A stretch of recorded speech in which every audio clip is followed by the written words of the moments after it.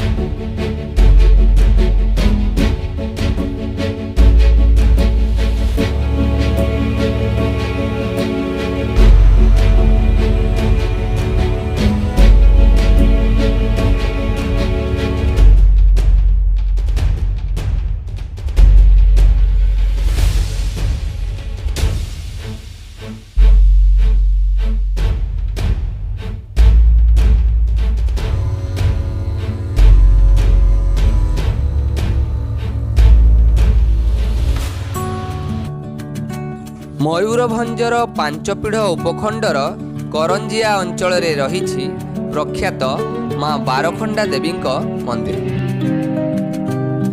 करंजिया अंचलर पुरातन देवीपीठ भाव में परिचित एही बारखंडा देवी मंदिर बेस जनाशुना एहार पारंपरिक पूजा शैली और पुरातन विधि व्यवस्था निमंते।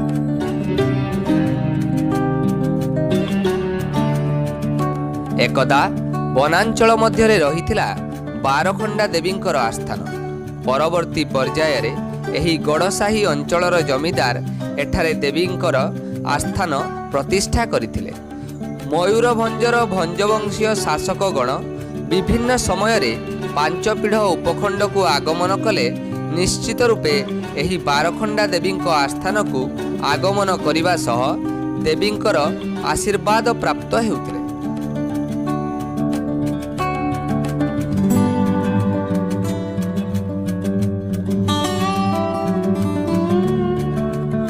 एही मंदिर रे मुख्यतः बारखंडा माता पूजा पाउथिबा बेले माटी घोड़ा हाथींकर मूर्ति मध्य पूजा पाइथान। ए मंदिरर सबुठारु बड़ आकर्षण हेउछि एठारे पूजा पाउथिबा असंख्य खंडा।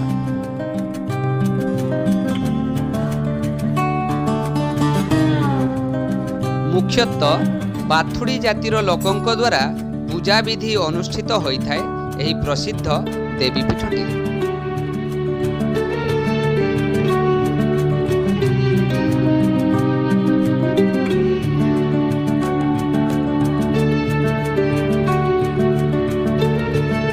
बारखंडा देवींक मंदिर देहरे खोदित होइछि विभिन्न पार्श्व देवादेवींकर प्रतिमूर्ति। एहा बाद भंजवंशीय शासनर राजकीय चिन्ह मयूर मध्य अंकित होइछि एही प्रसिद्ध माँ बारखंडा देवींक मंदिर देहरे।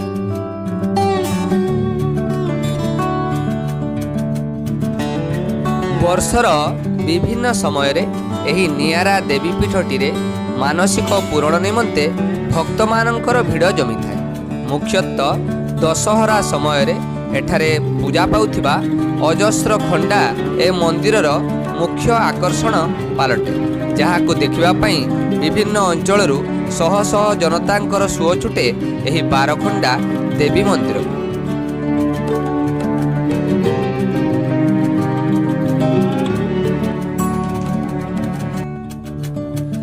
विश्वास करा जाए जे देवी बारखंडांक आशीर्वाद वन्य जंतु और जेकोसी विपत्ति दाउरू सुरक्षित रही थांती एही अंचलवासी। तेणु माँ बारखंडा ए अंचलर प्रख्यात देवी भाव में बेस परिचित।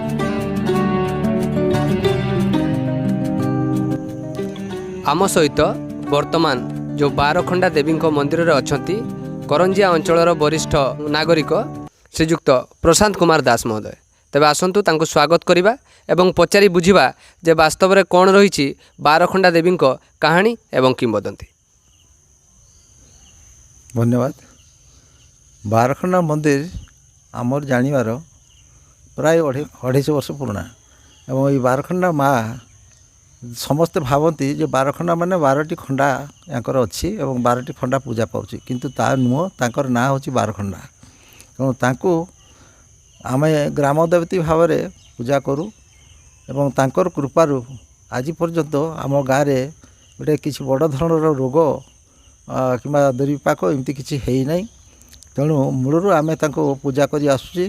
प्रत्येक दिन आमर मंदिर को विभिन्न जगार दूर दूरांतर आसी पूजा करुछंती। तेणु यांकर असीम कृपारू आमर ये अंचल समस्ते सुख शांति अच्छी।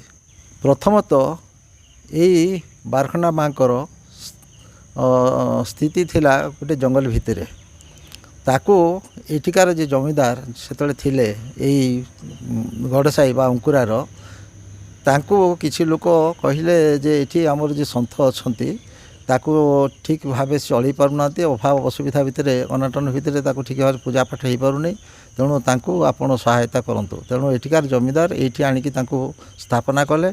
से दिन पाखरु ताकर मंदिर मध्य होईची क्रमशः आउ पूजा ठीक से होउची आउ बहुत लोक दूर दूरांतर मध्य आसुचंती। राजा समय जेतेबेले महाराज आसुथिले से मध्य याकू दर्शन करने आसुथिले एवं प्रत्येक जगारे तांकर जय जयकार होता बारखंडा माता की जय, बारखंडा माता की जय एमती।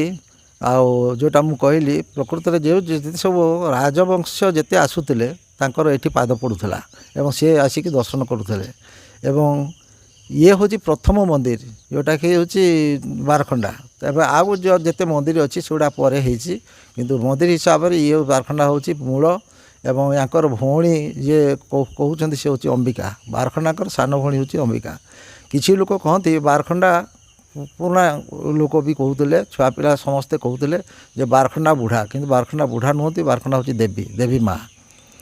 आमर सेमती आपण मैंने जाइए बामनाशाल बाहुनाशाल सेठी मध्य से कहते बाहुना माँ किंतु बाहुना माँ नुहति बाहुना बुढ़ा नुहति से हूँ बाहुना माँ।